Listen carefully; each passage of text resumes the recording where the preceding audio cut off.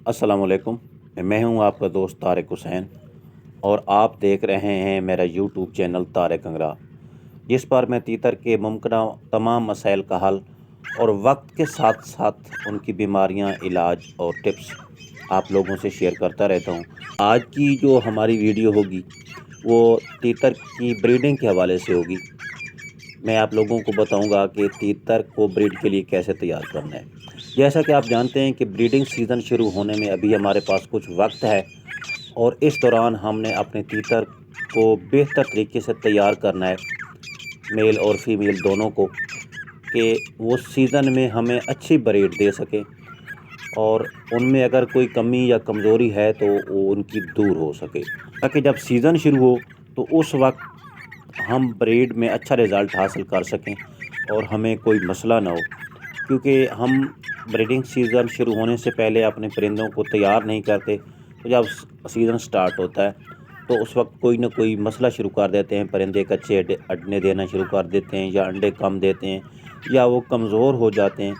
तो ये चीज़ें हमने पहले ही उनके अंदर, उनके जिस्म के अंदर हमने ये तमाम विटामिन्स जो कि ब्रीडिंग के दौरान उनको ज़रूरत होती है, वो सारे के सारे ही हमने वो पोर कर लेने हैं, वो इनके अंदर भर लेने हैं। और इसके लिए आपको ख़ास कुछ नहीं करना पड़ेगा।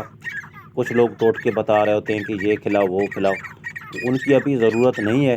वो तकरीबन सीज़न शुरू होने से 15 या 20 मैं इंशाल्लाह वो भी आपको बताऊंगा, जो कि आखिरी मरहल के लिए इस्तेमाल होते हैं, कि वो कौन सी चीज़ें हैं जो आखिरी मरहल के लिए दी जाती हैं। तो अभी जो आपने इस्तेमाल करना है, सबसे पहले तो भाई आपने ये देखना है कि क्या आपके तीतर के अंदर कोई चिचड़ी या जुएँ वगैरह तो नहीं है, क्योंकि ये अगर थोड़ी भी हैं अभी तो ये सीज़न तक आपके परिंदे को कमज़ोर कर देगी।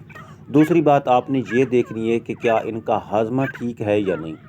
अगर हाजमा उनका सही नहीं है तो जो वो खुराक खा रहे हैं थोड़ी बहुत जुज़्वे बदन नहीं बनेगी, जिसकी वजह से वो अनासर उनके अंदर, जो विटामिन्स हैं वो उनके अंदर स्टोर नहीं हो सकेंगे, वो बन नहीं सकेंगे, तो उसका हमें नुकसान होगा।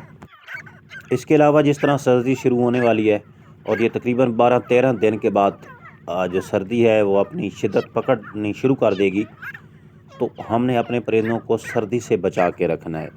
बाकी जो उनकी खुराक है उसमें हमने अनाज और सब्ज़े का इस्तेमाल करना है। मैं तो बस तब जो इस्तेमाल करता हूँ वो सब्ज़े में पालक इस्तेमाल करता हूँ और अनाज में बाजरा इस्तेमाल करता हूँ, क्योंकि मेरे पास तो बहुत सारे तीतर होते हैं, तो उन सब के लिए अंडे वगैरह का बंदोबस्त करना थोड़ा मेरे लिए मुश्किल होता है। तो बस इन्हीं चीज़ों से काम चलाता हूँ और अपने तीतरों की सेहत का ख्याल रखता हूँ, ख़ास ख्याल रखता हूँ। और जब मैं देखता हूँ कि मेरा कोई भी परिंदा सही तरीके से खुराक नहीं खा रहा, तो फ़ौरी तौर पे उसका मैं मुआयना करके उसकी ट्रीटमेंट करता हूँ, ताकि वो कम अज़ कम जो भी मैं उसको डालता हूँ वो सही खा ले, अपनी ज़रूरत के मुताबिक वो उसको खा सके। बाकी ठंडी चीज़ें जो भी हैं ज़्यादा, उसको ज़्यादा खिलाने से परहेज़ करें। हाँ, थोड़ा बहुत खिला सकते हो, लेकिन ज़्यादा और बाकायदगी के साथ खिलाना नुकसानदेह साबित हो सकता है आपकी। और पानी उसका ख़ास ख्याल रखना है आपने।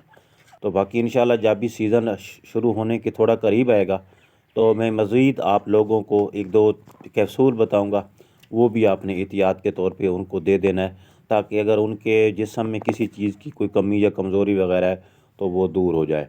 तो मिलेंगे इंशाल्लाह अगली वीडियो में। उस वक्त तक के लिए अल्लाह हाफ़िज़।